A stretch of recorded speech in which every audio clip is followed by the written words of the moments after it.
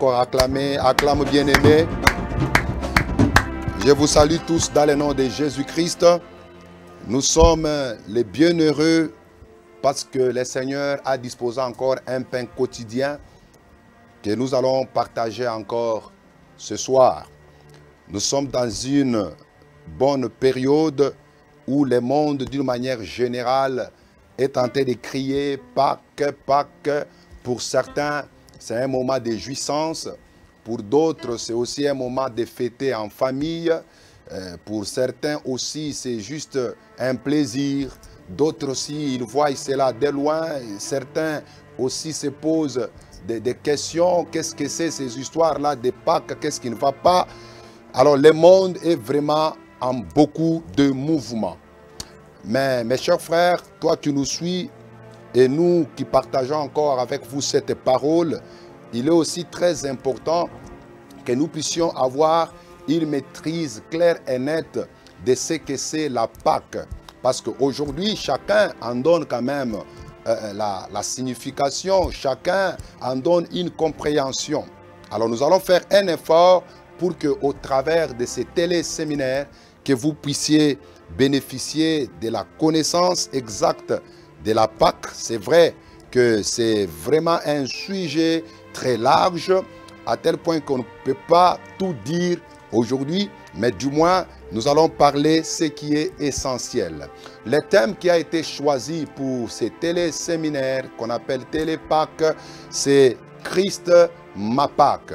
Christ, ma Pâque, chacun le dira à la maison, Christ est ma Pâque. Jésus-Christ est ma Pâque. Nous allons tirer notre écriture de base en 1 Corinthiens au chapitre 5, le verset 6 à 8.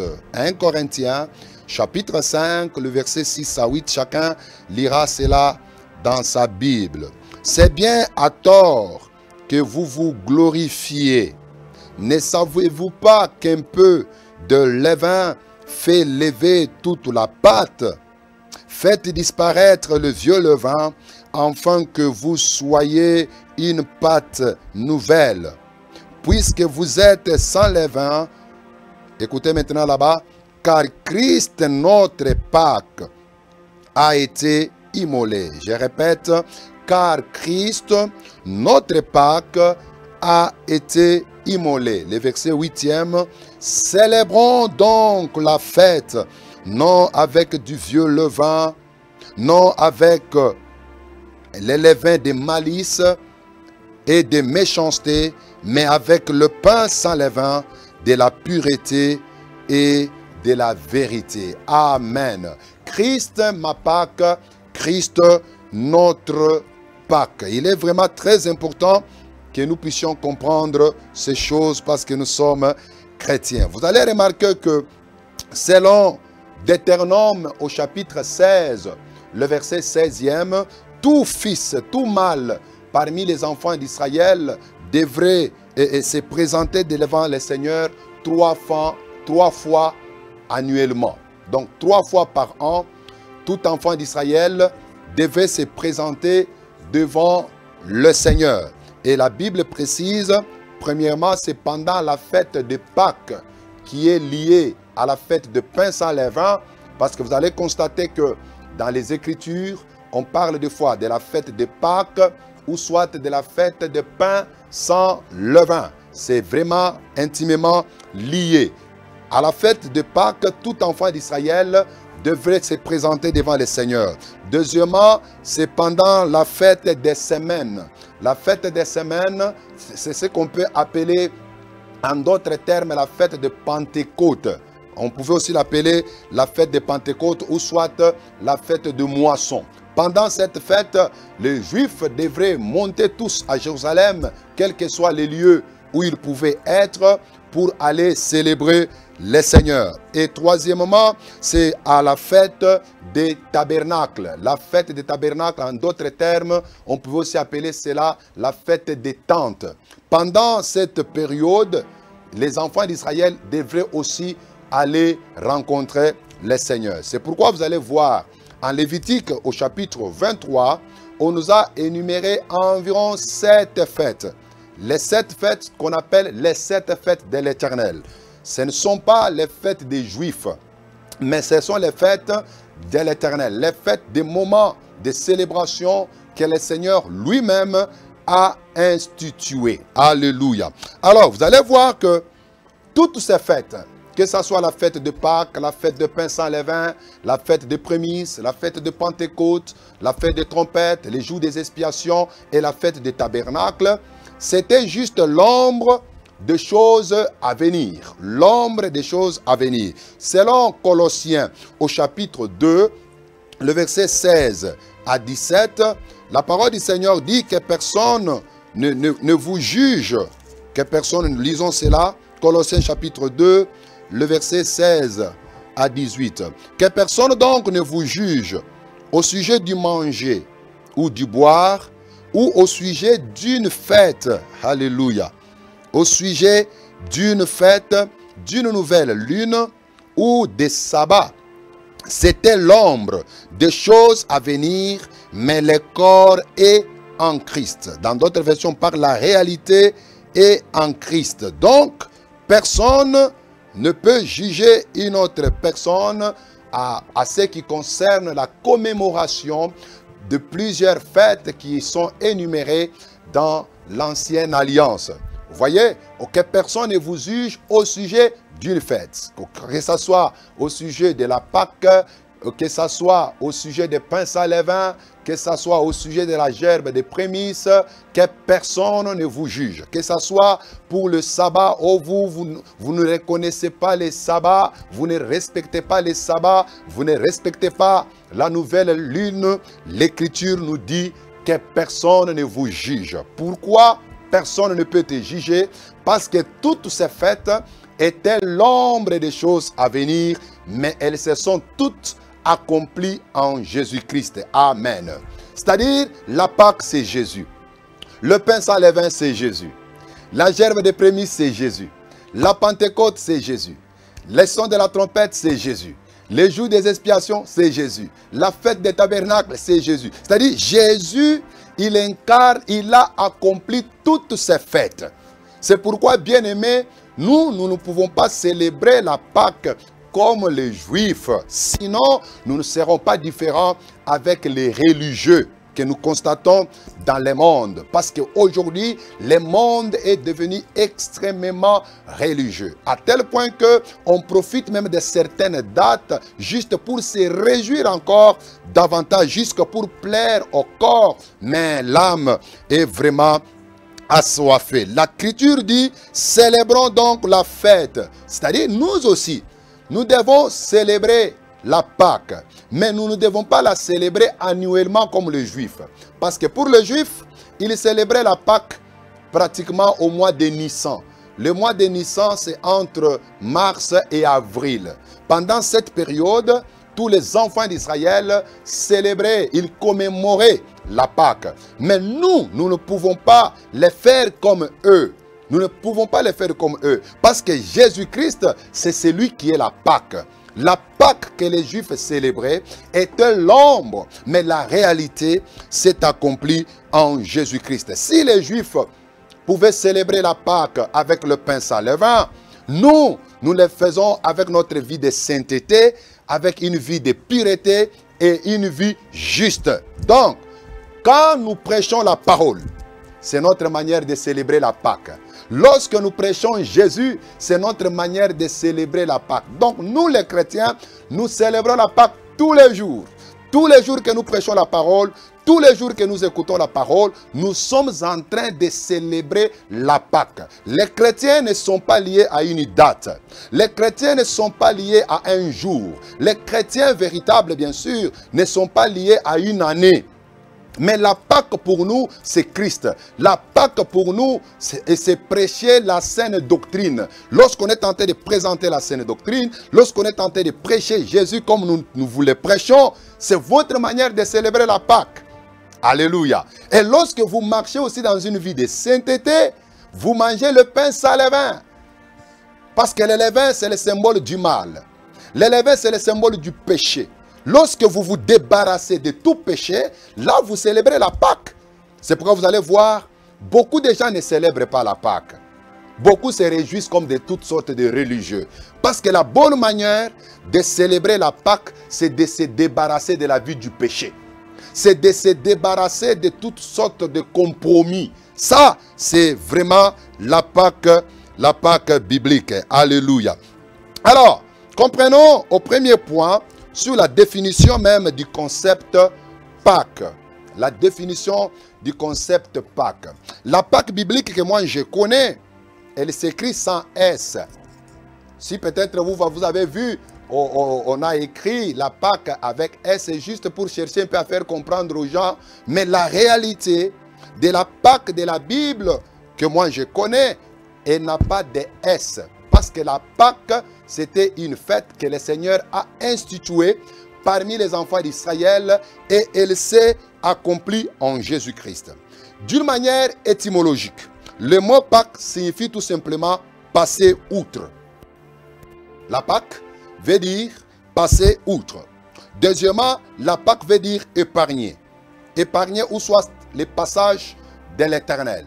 Cela a été pris au travers du livre de Exode. Exode au chapitre 12, le verset 12 à 13. Après, nous allons sauter pour lire le verset 25 à 27. Exode chapitre 12, le verset 12 à 13. Cette nuit-là, je passerai dans le pays d'Égypte. Je frapperai tous les premiers-nés du pays d'Égypte, depuis les hommes jusqu'aux animaux. Et j'exercerai des jugements contre tous les dieux de l'Égypte. Je suis l'Éternel. Le sang vous servira de signe sur les maisons où vous serez. Je verrai le sang et je passerai par-dessus vous.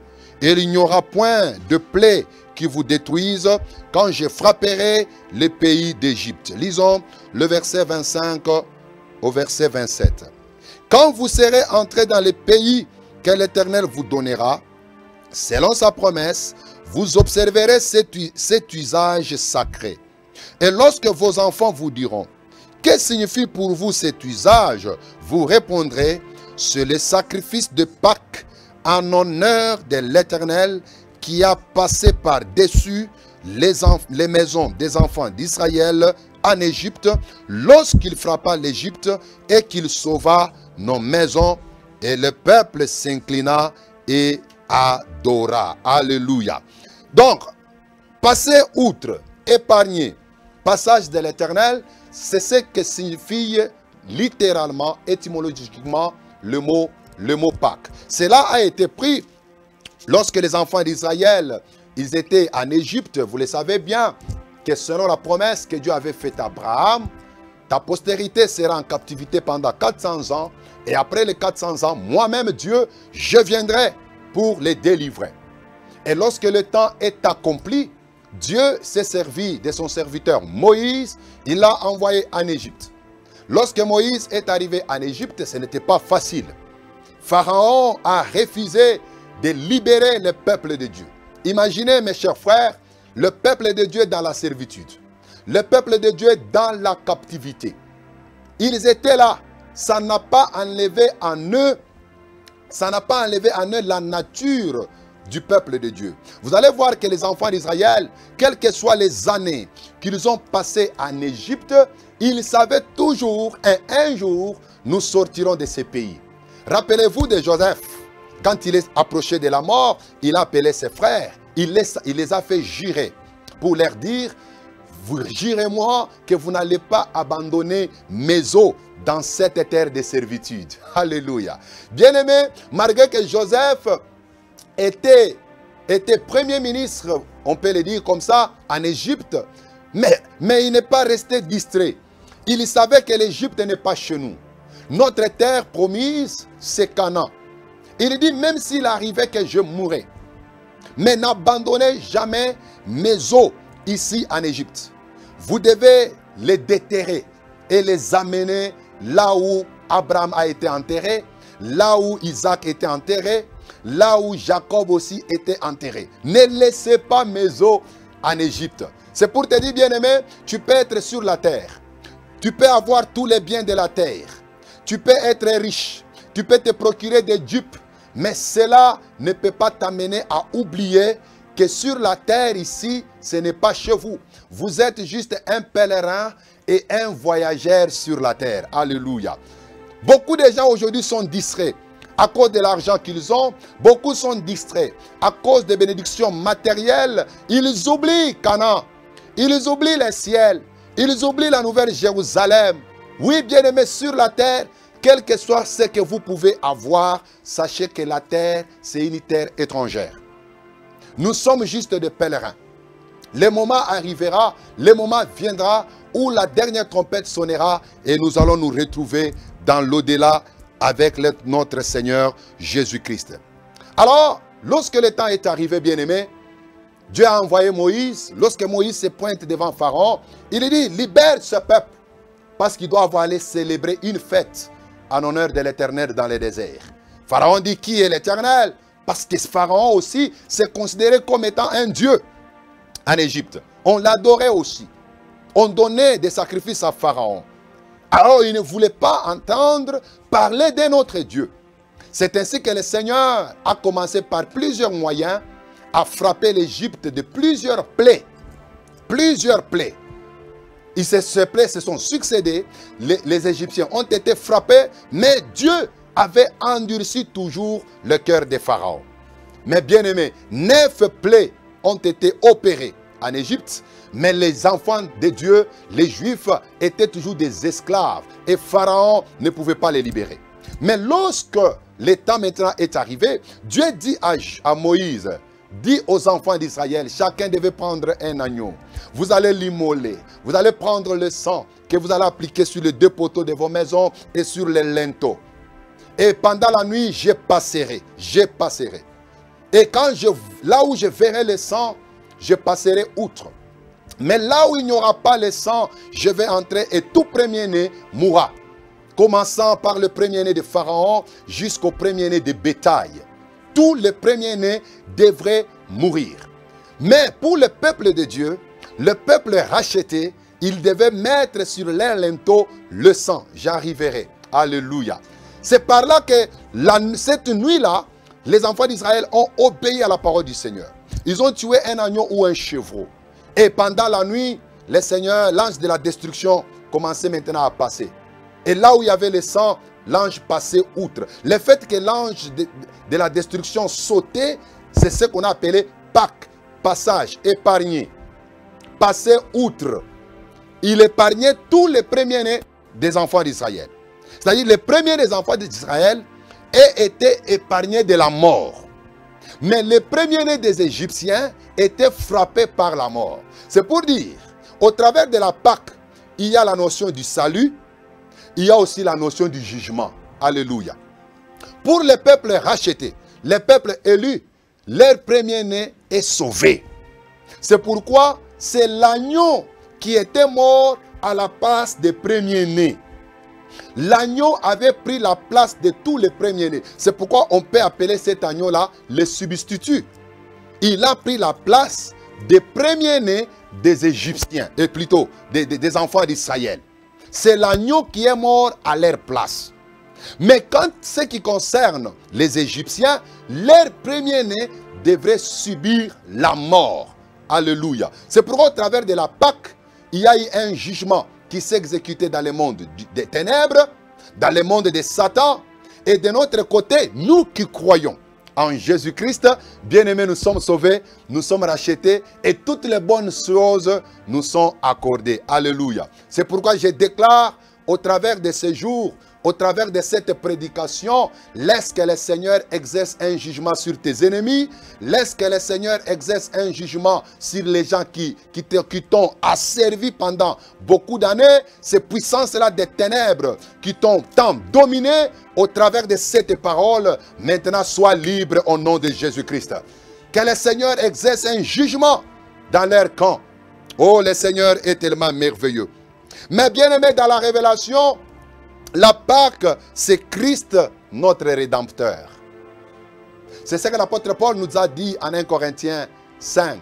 Il dit Christ est notre Pâque. Donc aujourd'hui, la Pâque ce n'est plus un jour. La Pâque, ce n'est plus une commémoration, mais la Pâque est devenue un homme, Jésus-Christ. La Pâque, ce n'est plus un animal, mais la Pâque aujourd'hui, c'est l'homme de Jésus-Christ. Donc quand nous parlons de la Pâque, nous voyons Jésus-Christ qui est notre Rédempteur. Alléluia. Au deuxième point, je vais parler sur la signification symbolique maintenant de la Pâque. Premièrement, je dirais que la Pâque nous donne l'idée du Dieu qui libère. Un Dieu qui libère, un Dieu qui délivre son peuple. Parce que Israël, après avoir mangé la Pâque, l'agneau, il ne pouvait plus rester en Égypte.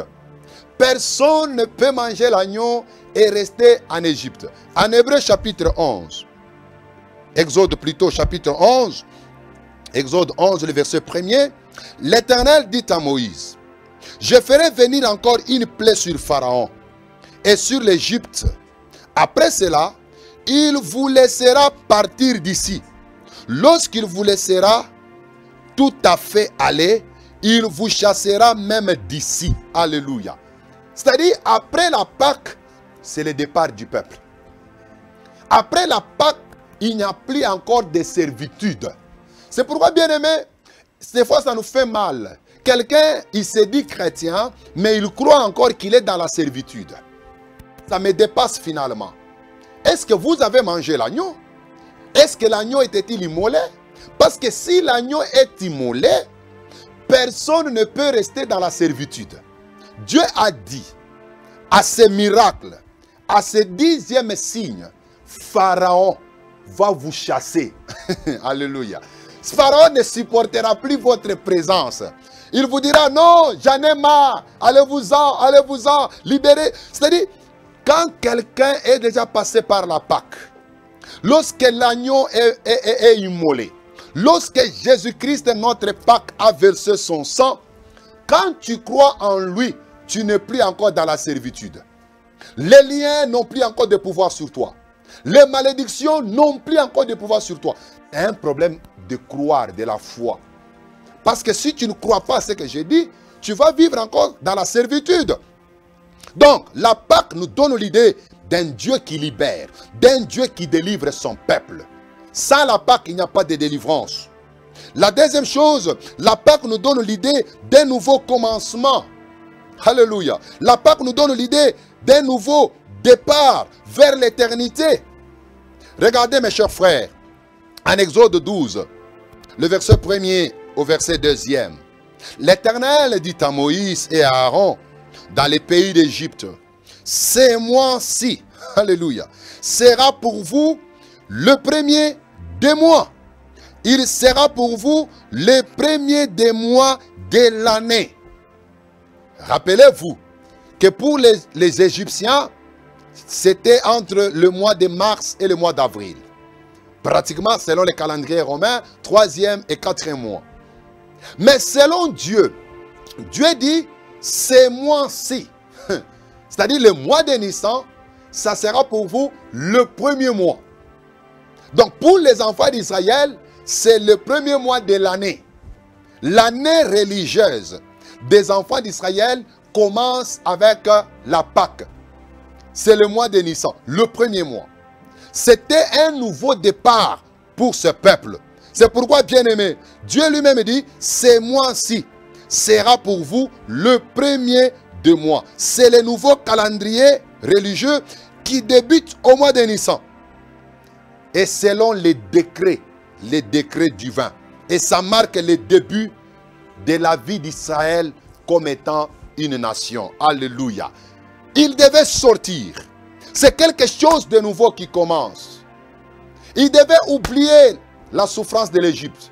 Il devait oublier la servitude. Il devait oublier les cris que les faisaient pousser ses oppresseurs. Parce que c'est un nouveau départ. C'est pourquoi je suis venu t'annoncer. Aujourd'hui, c'est ton nouveau départ. Aujourd'hui, c'est quelque chose de nouveau qui doit commencer dans ta vie. C'est un nouveau commencement. C'est pourquoi, même si tu avais fait le mal n'importe comment, même si tu avais avorté, même si tu as tué les gens, Même si tu étais un homosexuel, même si tu étais pédé, même si tu étais voleur, ivrogne, tu as fait toutes sortes de mal. Tu étais peut-être un mari infidèle à ta femme. Tu étais peut-être une femme infidèle à ton mari. Tu étais peut-être un enfant rebelle. Quels que soient tous les maux que tu as fait, des fois même tu te poses la question, est-ce que moi ici Dieu peut me pardonner? Est-ce que moi ici Dieu peut me sauver? Je suis venu te dire, t'annoncer une bonne nouvelle. Aujourd'hui, au travers de la Pâque, c'est le nouveau départ. C'est un début qui commence. C'est quelque chose de nouveau qui commence dans ta vie. Jésus, il est notre Pâque. Alléluia. Et la troisième chose, la Pâque est l'image, comme je le disais, de Christ, notre Rédempteur. Parce que Jésus, c'est celui qui est l'agneau immolé. La Pâque nous annonçait déjà l'œuvre de la croix. La mort de l'agneau qui était immolé en Égypte parlait déjà de la mort de Jésus-Christ, le véritable agneau à la croix de Golgotha. C'est-à-dire, quand nous parlons de la Pâque, nous voyons notre passage de la mort à la vie. Alléluia. Par la Pâque, nous passons de la mort à la vie. Par la Pâque, nous passons de la servitude à la liberté. Et par la Pâque, nous passons du ténèbre à la lumière. Personne ne peut dire qu'il est tenté de célébrer la Pâque tout en étant dans la servitude. Il n'y a pas, tu ne peux pas dire que tu célèbres la Pâque tout en étant dans les ténèbres. Tu ne peux pas dire que tu célèbres la Pâque tout en étant dans la mort. Non! La Pâque, c'est le passage de la mort à la vie. C'est le passage de la servitude à la liberté. Et c'est le passage du ténèbre à la lumière. En Éphésiens, bien-aimés, au chapitre 1er. Éphésiens, chapitre 1er. Oh, le Seigneur est tellement bon. Éphésiens 1, le verset 7. La Bible dit, en lui, nous avons la rédemption par son sang, le pardon des péchés. Selon la richesse de sa grâce. Nous avons la rédemption par son sang, le pardon des péchés. Colossiens, au chapitre 1er. Colossiens, chapitre 1er, le verset 12 à 14. Rendez grâce au Père, qui vous a rendu capable d'avoir part à l'héritage des saints dans la lumière. Il nous a délivrés de la puissance des ténèbres et nous a transportés dans le royaume de son Fils bien-aimé, en qui nous avons la rédemption et le pardon des péchés. Bien-aimés, ce sont des vérités incontournables. Tu ne peux pas être chrétien sans avoir eu des connaissances exactes sur de telles vérités. Dieu nous a rendus capables, par l'agneau, par sa mort à la croix, d'avoir part à l'héritage des saints. C'est-à-dire, tous les saints ont un héritage.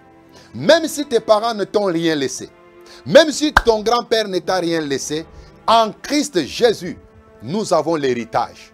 Sur cette terre, nous avons l'héritage matériel au centuple et dans l'au-delà, nous avons l'héritage de la vie éternelle. Alléluia. Et nous l'avons dans la lumière. Et deuxièmement, on nous dit, il nous a délivrés de la puissance des ténèbres et nous a transportés dans le royaume de son Fils bien-aimé. Avant d'être transportés dans le royaume de Christ, Dieu commence d'abord par nous délivrer. C'est ce qui s'est fait avec les enfants d'Israël. Avant de les amener à Canaan, le Seigneur a commencé d'abord à les délivrer de la puissance de Pharaon. Ils étaient en Égypte dans les ténèbres. Mais l'agneau est mort. L'agneau a été immolé afin que le peuple racheté soit délivré de la puissance de Pharaon, soit délivré de la puissance de l'Égypte, soit délivré de la puissance des Égyptiens et d'entrer maintenant dans la marche vers le royaume des lumières qui était Canaan. Alléluia.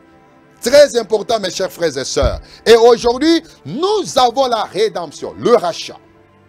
Le rachat par les proches parents et le pardon de nos péchés au travers du sang versé. Alléluia. Voilà maintenant le troisième point. Je vais brosser un peu certaines lois relatives à l'observance de la Pâque. Au premier point, j'ai dit, nous avons parlé de la définition du concept Pâque.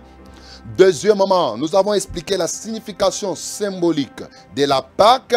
Et au troisième point, nous parlons maintenant sur les lois relatives à l'observance de la Pâque. Ces lois sont tellement nombreuses, on ne va pas les finir, mais je vais donner juste quelques-unes qui sont vraiment importantes pour nous.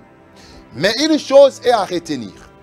Jésus-Christ à la croix a accompli toutes les lois qui étaient exigées pour la cérémonie de la Pâque. Jésus a accompli toutes les lois relatives à l'observance de la Pâque. Aucune loi n'est restée sans que Jésus ne l'accomplisse. Tout a été accompli.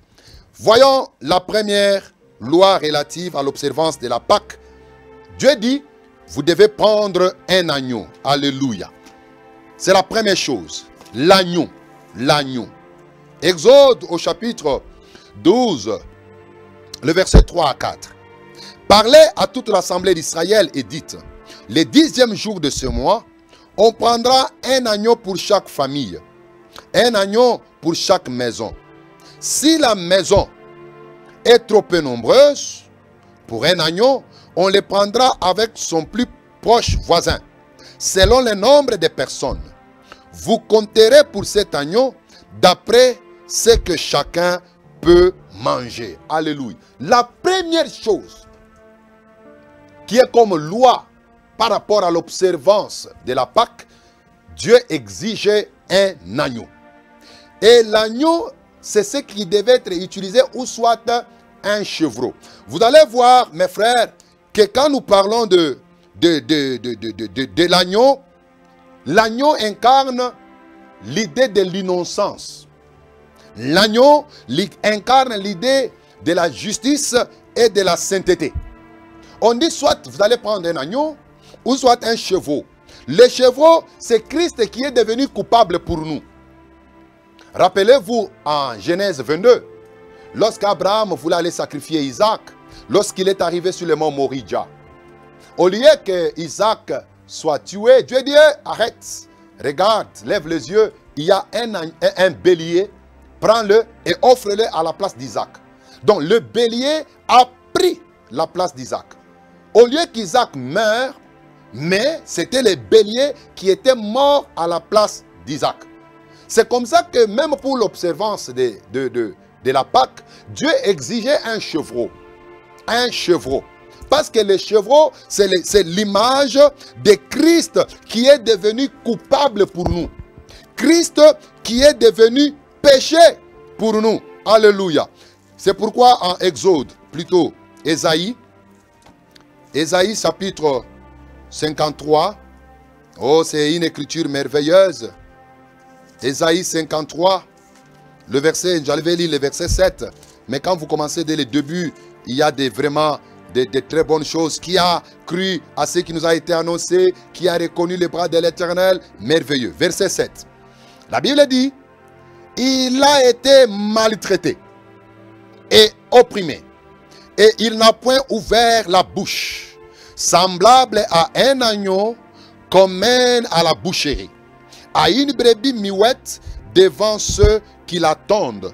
Il n'a point ouvert la bouche. Cette écriture parlait de Jésus-Christ, annonçait déjà la venue de Jésus. Parce que vous allez vous rappeler que la prophétie d'Ésaïe, Ésaïe, c'est parmi aussi les prophètes messianiques. Dans la plupart de ces prophéties, il parlait de la venue du Messie Jésus. Mais il dit, quant au Messie, qu'il sera maltraité, il sera opprimé, il n'ouvrira pas la bouche. Alléluia. Parce que l'agneau n'a pas de moyens de défense. N'oubliez pas qu'il y a une différence entre l'agneau des 4 évangiles et l'agneau de l'Apocalypse. Parce que l'agneau des 4 évangiles, c'est un innocent. Il est faible. Il n'a pas les moyens de défense. Mais l'agneau de l'Apocalypse 5, lui, il a 7 cornes. Il est différent de l'agneau des évangiles. Parce que l'agneau de l'Apocalypse, lui, il vient non seulement pour sauver, mais il vient aussi pour se venger. Très important, mes frères. Mais l'Écriture dit, il n'a point ouvert la bouche. Il était semblable à un agneau qu'on mène à la boucherie. Il était semblable à un agneau. Il était une brebis muette. Sa bouche était fermée. Il n'a point ouvert la bouche. L'agneau parle de l'innocence. L'agneau parle de la douceur. L'agneau parle de la faiblesse pratiquement de Christ. Mais on dit aussi que cet agneau-là devrait être sans défaut. Première qualité de l'agneau. L'agneau sans défaut. Ça, c'est en Exode 12, le verset 5. Deuxièmement, on nous dit que l'agneau devait être mâle. Et troisièmement, on nous dit que l'agneau devait être tout simplement d'un an. J'aime bien la parole du Seigneur parce que dans chaque mot, dans chaque phrase, il y a toujours des mystères que nous devons connaître. On nous parle de l'agneau sans défaut. Selon Jean chapitre 1er, le verset 29, l'agneau c'est Jésus-Christ. C'est-à-dire l'agneau que les enfants d'Israël devraient immoler en Égypte parle de Jésus-Christ qui devait venir mourir afin de donner le salut et le pardon du péché à tout le peuple. Mais on nous dit que l'agneau devait être sans défaut, sans péché. C'est pourquoi Jésus, lorsqu'il est venu sur la terre, lui-même il a dit, qui m'accusera du péché? Il dit, l'ennemi vient, le diable vient, mais il n'a rien de lui en moi. Le malin vient, mais il n'y a aucune portion. Il n'y a aucune chose qui appartient au malin qui était en Jésus-Christ. Pourquoi? Parce que Jésus était sans péché. Alléluia. Il est le seul qui a vécu sur cette terre sans commettre le péché. Qui pouvait l'accuser du péché?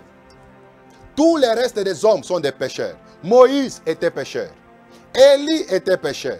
Tous les prophètes étaient des pécheurs. Même les apôtres étaient des pécheurs. Même ton prophète là, que tu aimes adorer, c'est un pécheur. Même le pape, c'est un pécheur.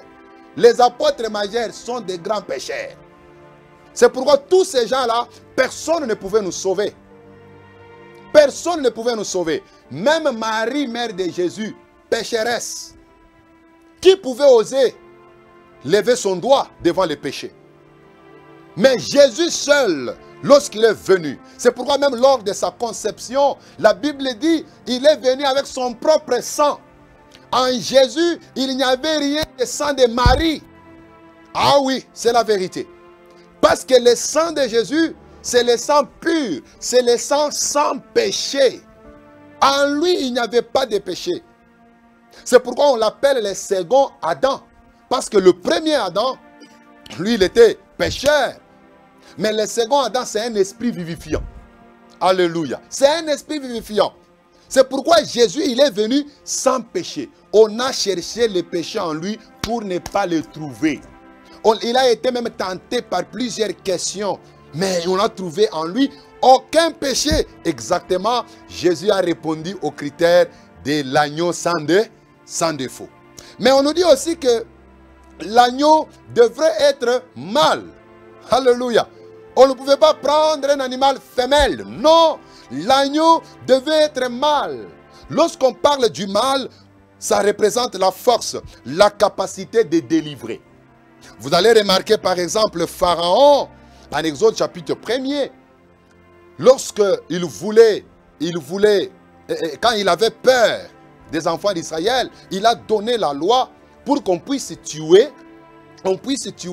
tous les fils mâles. Pourquoi il avait peur de tous les fils mâles? Parce qu'il savait que le sauveur, le libérateur d'Israël devrait sortir par là. Le mâle, c'est la délivrance. Le mâle parle de la force. C'est pourquoi vous allez voir derrière la Bible dit, la femme c'est un être qui est comment? Faible, c'est la faiblesse. Mais le mâle, c'est la force, c'est la capacité de délivrer. C'est pourquoi Jésus, lorsqu'il est venu, il était le fils mâle, parce qu'il avait en lui la capacité de délivrer toute l'humanité du péché. Alléluia. Il avait cette capacité-là. Mais on dit aussi, troisièmement, que l'agneau devait être d'un an. 1 an. Pourquoi pas 2 ans? Pourquoi pas 3 ans? Pourquoi pas 10 ans? Mais on prend juste un agneau d'1 an. C'est pourquoi en Luc, au chapitre 4, le verset 16 à 18, on nous dit que Jésus, qui est le véritable agneau, est venu annoncer une année de grâce. Alléluia. L'année de grâce, c'est l'année du salut. L'année de grâce, c'est l'année de la délivrance. L'année de grâce, c'est le jubilé. L'année de grâce, c'est la liberté. Jésus est venu annoncer une année de grâce. C'est pourquoi même en Esther, au chapitre 2, Esther était préparée pendant une année pour aller rencontrer le roi. Donc une année, c'est le temps de la préparation même de l'église, afin d'aller rencontrer son roi, son Seigneur dans les airs. C'est pourquoi jusqu'à aujourd'hui, nous sommes toujours dans les une année. Les une année de Dieu n'a pas 12 mois. Mais les une année de Dieu, c'est toute une période, c'est toute une dispensation pendant laquelle le salut est accessible à toutes les nations. C'est pourquoi tel que tu es là, bien-aimé, tu ne peux pas se soustraire à ce qui concerne les saluts. Alléluia. Donc, Jésus-Christ, l'agneau sans défaut mâle d'1 an, veut dire tout simplement que Jésus-Christ, le juste, le saint, était le seul ayant la capacité de délivrer son peuple, et cela pendant l'année de la grâce. Alléluia. Alors, la deuxième loi, on nous dit que l'agneau devrait être capturé le 10e jour. Et on devait l'observer pendant 4 jours jusqu'au 14e jour. J'aime bien les Écritures. On attrape l'agneau le 10e jour et on l'observe pendant 4 jours. On doit regarder parce qu'il doit être sans défaut. On doit le tourner, on doit regarder les oreilles, on doit regarder les orteils, on doit regarder le poil. On ne doit pas trouver un défaut. Et c'est là pendant 4 jours jusqu'à maintenant au 14e jour. Et par là, je vois il y a des chiffres qui reviennent. Il y a le chiffre 10 qui revient, il y a le chiffre 4 qui revient, et il y a aussi le chiffre 14 qui revient. Le chiffre 10, bien aimé, c'est le chiffre de la loi. C'est pourquoi vous allez voir qu'il y avait environ 10 commandements. C'est la loi. Et quand vous lisez en Jean chapitre 19, le verset 7, ce qui a attrapé, ce qui a tué Jésus, ce n'était pas autre chose que la loi. Les Juifs ont dit à Pilate, parce que Pilate, il voulait libérer Jésus. Mais les Juifs ont dit à Pilate, non, ne le libérez pas. Parce que selon notre loi, il doit mourir. Alléluia. Ce qui a tué Jésus, ce n'était pas les Juifs, ce n'était pas les Romains. Mais ce qui a tué Jésus, c'est la loi. C'est pourquoi l'agneau devrait être capturé le 10e jour. La loi. C'est la loi qui a capturé Jésus. Et regarde, on nous parle aussi qu'on devait l'observer pendant 4 jours. C'est-à-dire, le chiffre 4 intervient aussi. Et quand nous parlons du chiffre 4 ici, les 4 jours là, ça représente les 4 personnes qui ont jugé Jésus pour prouver son innocence. Alléluia. Jésus, lorsqu'il est venu, il a été arrêté, mais il est passé par 4 personnes. Premièrement, Jésus est passé par Anne. Deuxièmement, il est passé par Caïphe. Troisièmement, Jésus est passé par Pilate. Et quatrièmement, Jésus est passé par Hérode. Ces 4 personnes l'ont observé et tous n'ont trouvé aucun mal en Jésus. C'est pourquoi Pilate, il avait lavé même les mains pour dire, moi je ne trouve aucun mal dans cet homme. Je ne trouve aucun mal parce que Jésus était saint. Il était juste, il était sans péché, l'agneau sans défaut. Alléluia. Mais bien aimé, la troisième loi, on nous parle que l'agneau devait être immolé entre les 2 soirs. Entre les 2 soirs. Remarquez toutes les observances de la loi. Ma démarche, c'est de vous montrer que Jésus a accompli tout ça. C'est pourquoi vous allez voir que l'agneau, on devait l'immoler entre les 2 soirs. C'est pratiquement à partir de 15 heures. C'est ce qu'on appelle l'expression, le 2 soirs, c'est pratiquement vers les 15 heures. Maintenant, regardez. En Luc, chapitre 23, le verset 44 à 46. À partir de la 6e heure, c'est-à-dire 12 heures, jusqu'à la 9e heure, c'est-à-dire 15 heures, Jésus était déjà à la croix, mais il y a eu les ténèbres sur toute l'étendue de la terre. Les ténèbres étaient partout. Et arrivé à 15 heures, juste, bien aimé, la Bible dit Jésus a rendu l'âme.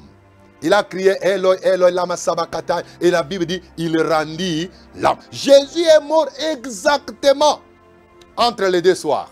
Il est mort exactement à 15 heures. Parce que l'agneau qui immolé par les Juifs, il devait être immolé, il devait être tué entre les deux soirs, à partir exactement de 15 heures. Et Jésus-Christ est mort exactement à ces heures-là. Parce que Jésus, il est le véritable agneau sans défaut. Alléluia. La 4e loi, par rapport à l'observance de la Pâque, on devait mettre le sang sur les 2 poteaux et sur les linteaux. Parce que le sang devait protéger le peuple de Dieu de la colère. Il devait protéger le peuple aussi du jugement de Dieu. Alléluia. C'est le sang qui protégeait. Dieu dit, je verrai le sang et je passerai outre. C'est-à-dire là où il n'y a pas le sang, les destructeurs devaient entrer. C'est pourquoi vous allez voir, même en Josué au chapitre 2, la prostituée Rahab, elle était prostituée. Lorsqu'elle a reçu les espions, à la sortie des espions, les espions ont dit à Rahab, prends seulement un fil rouge, un fil cramoisi, mets sur ta fenêtre. Lorsque les enfants d'Israël venaient, au son de la trompette, les murs de Jéricho sont tombés. Jéricho a été détruit. Mais là où il y avait le fil rouge, le fil cramoisi, la maison est restée intacte. Rahab et toute sa famille qui était là-bas étaient sauves, sains et saufs.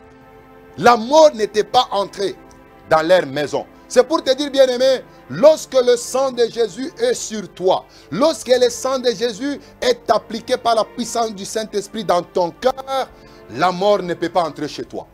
Tu ne peux pas avoir peur de la mort. Tu ne peux pas avoir peur de la pauvreté. Tu ne peux pas avoir peur des liens et des malédictions. Parce que le sang de Jésus va te protéger contre toutes ces choses-là. Même le coronavirus ne frappera pas à ta porte. Si tu l'attrapes, c'est pour que la gloire de Dieu se manifeste par la guérison divine. C'est pourquoi, bien-aimé, sois rassuré. Le sang a été versé. Et aujourd'hui, le sang n'est plus appliqué sur les linteaux physiques. Ne prends pas de l'eau pour asperger dans ta maison pour dire j'applique le sang. L'eau ici est devenue le sang de Jésus. Non, ça c'est encore l'enfance. Ça c'est être encore un bébé spirituel. Mais aujourd'hui, le sang n'est plus appliqué sur les objets. Parce que dans l'ancienne alliance, le sang est appliqué même sur les ustensiles du temple, sur les ustensiles du tabernacle. Mais aujourd'hui, le sang n'est plus appliqué sur les objets. Mais le sang est appliqué dans nos cœurs par la puissance du Saint-Esprit.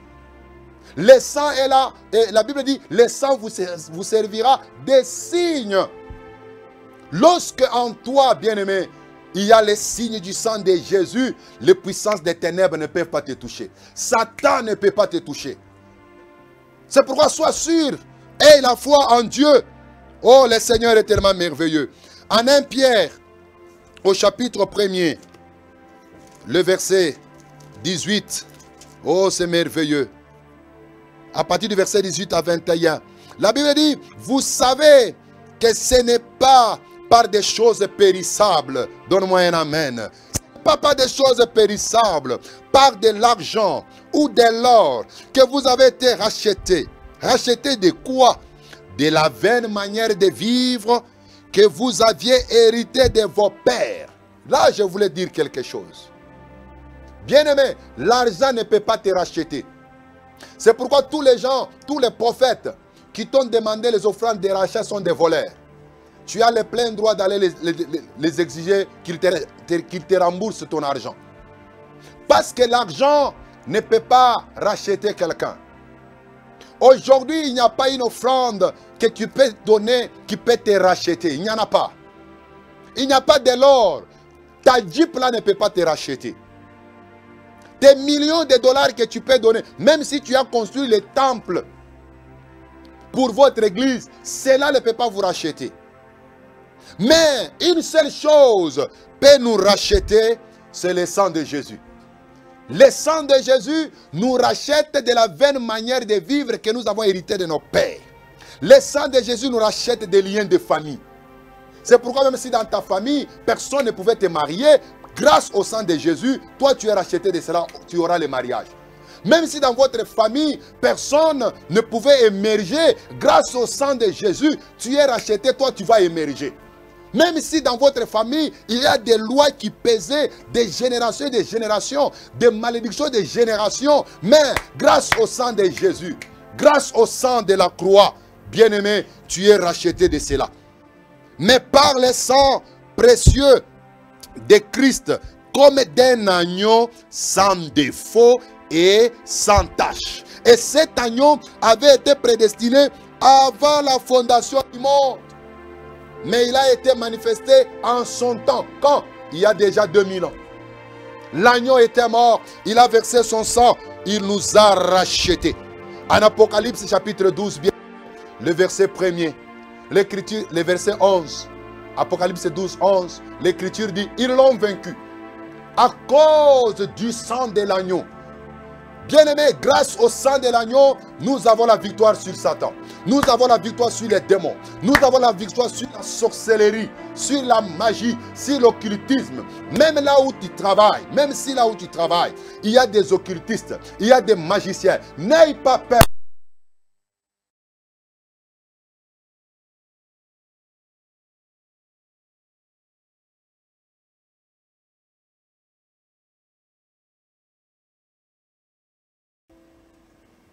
Là où tu travailles, il y a des magiciens, il y a des sorciers. Il ne faut pas avoir peur. Parce que le sang de Jésus nous donne la victoire sur Satan. Le sang de Jésus nous donne la victoire sur les démons, sur les magiciens. Ne les craignez pas. Parce que grâce au sang de Jésus, nous avons la victoire. Grâce au sang de Jésus, nous avons le pardon des péchés. Même si tu étais prostitué, même si tu étais cupide, même si tu étais idolâtre, même si tu étais plongé dans la masturbation, bien-aimé, grâce au sang de Jésus, tu es racheté, tu es pardonné. Il n'y a aucun péché qui peut résister devant le sang de Jésus. Aucun ne peut résister. Et la dernière loi pour terminer, en Exode 12, le verset 46, on ne pouvait pas briser les os de l'agneau. On ne pouvait pas briser. Mais tellement que Dieu est bon, Jésus devait accomplir toutes les lois liées à l'observance de la Pâque. En Jean chapitre 49, Jean chapitre 19, le verset 32 à 36, Jean 19, 32 à 36, la Bible dit lorsque Jésus était là, un des soldats est venu. Il a brisé les os du premier meurtrier, voleur. Il est allé briser les os du deuxième voleur. Lorsqu'il voulait s'approcher pour briser les os de Jésus. Comme les os d'un agneau ne pouvaient pas être brisés, il a regardé, Jésus était déjà mort. Il n'a pas pu toucher à ses os pour les briser. Et l'Écriture dit, c'est juste pour accomplir Exode 12, 46. Jésus-Christ, il est le véritable agneau. Et lorsqu'il était immolé, bien-aimé, Israël devrait être délivré de trois choses. Premièrement, Israël devait être délivré de l'esclavagisme, de la servitude en Égypte. Deuxièmement, il devait être délivré de la puissance des pharaons. Et troisièmement, Israël devrait être délivré même de l'Égypte d'une manière générale. Et aussi, lorsque Jésus est mort à la croix, il nous a délivrés premièrement de la servitude du péché. Il nous a délivrés deuxièmement de Pharaon qui est l'image du diable. Et Jésus nous a délivrés aussi de l'Égypte qui est l'image du monde. C'est pour te dire, bien-aimé, le monde ne peut pas encore dominer sur toi. Satan ne peut pas dominer sur toi. Les péchés ne peuvent pas non plus dominer sur toi. Parce que l'agneau de Dieu a été immolé. Jésus-Christ a versé son sang. Et en lui, nous sommes libres. Tel que nous l'avons fait, c'est ça célébrer la Pâque. Écouter la parole telle que tu as écouté, c'est ça célébrer la Pâque. Prêcher tel que nous l'avons prêché, c'est ça célébrer la Pâque. Mais ce qui est essentiel, vous devez célébrer la Pâque avec les pains sans levain. Séparez-vous avec le péché, séparez-vous avec tout le mal. Alléluia. Que le Seigneur vous bénisse. Acclame là où tu es pour cette parole. Tu vas lever tes mains, commence à dire merci à Dieu. Pendant que ce chant est en train de passer, commence à remercier le Seigneur. À remercier le Seigneur pour la parole que tu as écoutée. Commence à le remercier pour sa mort à la croix de Golgotha. Si Jésus n'était pas venu, bien-aimé, je ne sais pas ce que ta vie devrait être. Peut-être tu pouvais être un koulouna. Peut-être tu serais déjà mort. Peut-être tu serais même en prison. Mais grâce à la mort de Jésus à la croix, voilà, il est là. Il est mort pour toi. Il t'a sauvé. Il a versé son sang. Commence à le remercier. Oh Jésus, merci. Merci Seigneur. Merci le roi de gloire. Merci le prince de paix. Merci pour l'œuvre de la croix. Tu as versé ton sang à la croix, Seigneur, pour me racheter. Merci, Seigneur, pour ta mort à la croix. Tu étais obéissant jusqu'à la mort de la croix. C'est pourquoi, Seigneur, ce soir, mon âme te bénit, mon âme te remercie. Parce que, Seigneur, je me pose la question, si tu avais refusé de mourir à la croix, c'est que le monde devrait être aujourd'hui. C'est pourquoi, Père, encore en ce moment, mon âme te dit merci. Mon âme te bénit. Mon âme te glorifie pour cette parole. Merci Seigneur. Merci Jésus. Alléluia. Tu es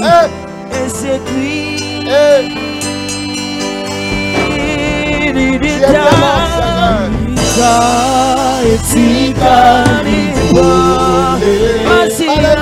Seigneur. Tu es mort le troisième jour, tu es ressuscité. Alléluia. Alléluia. Alléluia.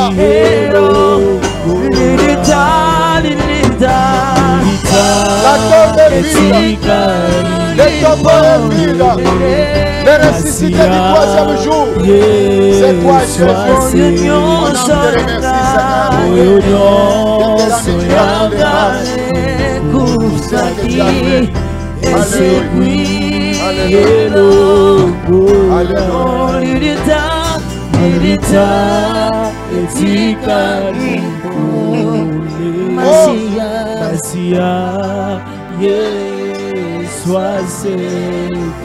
Oui, bien-aimé,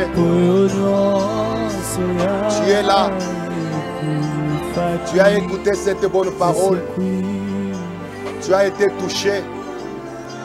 Et tu veux te donner ta vie à Jésus. Je suis là pour te faciliter la tâche. Tu vas juste prendre ta main droite, mettre sur le cœur. Et la main gauche, un peu tout simplement lever vers le haut. Et tu vas répéter cette prière après moi. Le Seigneur a besoin de toi. On peut nous chanter les cantiques. Yeswa bengi ngai, ngai nandimi. Le Seigneur a tellement besoin de toi. Il a besoin de toi. Il a besoin de toi.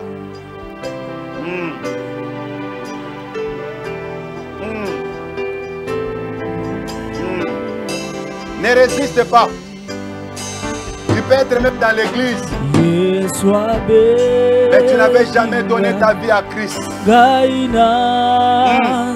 Ne résiste pas. Ne résiste pas. La nouvelle naissance n'est pas liée au nombre d'années passées à l'église. Mais c'est une transformation, c'est une expérience personnelle. Osala mosala marakende oh marakende oh marakende osala mosala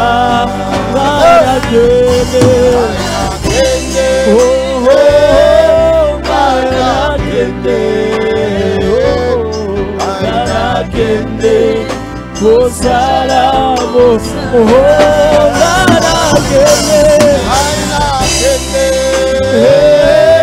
marakende ayo marakende Osala mosala oh akende Faites cette prière, bien-aimé.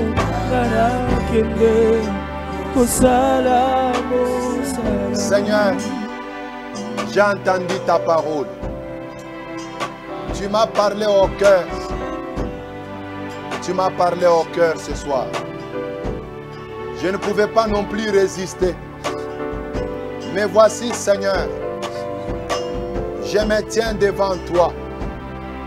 Aujourd'hui, je te reçois en tant que mon Seigneur et Sauveur personnel. Je renonce à Satan. Je renonce au péché. Je renonce au monde. Je renonce à l'idolâtrie. Je renonce à l'impudicité. Je renonce à la cupidité. Je renonce à l'homosexualité. Et maintenant, je t'offre mon cœur comme ton sanctuaire. Oh Seigneur, entre maintenant dans mon cœur. Habite en moi. Et quand tu reviendras, ce jour-là dans les airs, je ne resterai pas. Le monde ne saura pas me retenir. Parce que Jésus, tu m'as pardonné. Tu as effacé mes péchés. Tu as effacé mes transgressions. Et je suis devenu aujourd'hui ton enfant. Merci Seigneur pour tout ce que tu as fait pour nous. Au nom de Jésus-Christ, j'ai ainsi prié. Amen. Oh bien-aimé, acclame. Toi qui es là, toi qui as fait cette prière, tu es déjà devenu un enfant de Dieu. Ne te culpabilise plus. Tes péchés sont pardonnés. Toutes tes erreurs, le Seigneur les a enterrées. Et il a fait de toi une nouvelle créature. Je voulais terminer pour prier avec toi. L'agneau, lorsqu'il est mort, c'était la fin de la servitude. Tu es là, tu es peut-être dans la servitude, tu es peut-être dominé par certaines puissances des ténèbres, ta vie n'avance pas, tes affaires n'avancent pas. Laisse-moi te dire que Jésus va faire quelque chose. Je vais prier pour toi aisément à la foi. Seigneur Jésus, tu m'as envoyé pour être utile devant ce peuple. Tu connais les problèmes de chaque personne qui m'a suivi.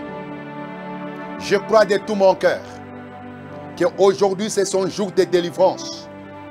Aujourd'hui je déclare, c'est la fin de la servitude. Au nom de Jésus. Que ce soit la servitude du péché, c'est la fin de cela au nom de Jésus. Que ce soit la servitude de la pauvreté, la servitude de célibat, la servitude de maladie, je déclare que toute personne qui est malade, qui est dominée par la maladie, qui est dominée par le cancer, dominée par le sida, dominée par diverses maladies, par coronavirus, maintenant, je déclare, reçois ta guérison au nom de Jésus. Reçois ta guérison au nom de Jésus. Toi qui es dans le chômage et tu n'as pas d'emploi, maintenant que les opportunités s'ouvrent au devant de toi. Reçois ton emploi au nom de Jésus. Reçois ton miracle au nom de Jésus. Reçois cela au nom de Jésus. Toi qui vivais dans les blocages, je déclare aujourd'hui, finis les blocages. Finis les blocages. Finis les malheurs. C'est un nouveau départ qui commence dans ta vie. C'est une nouvelle année qui commence dans ta vie. C'est un nouveau commencement qui commence dans ta vie. Au nom de Jésus. Oh Seigneur, merci. Parce que tu as fait des grandes choses. Que ton nom soit loué. Que ton nom soit béni. Au nom de Jésus de Nazareth. Nous sommes en train d'acclamer. Nous acclamons très fort avec ces chants qui est en train de monter.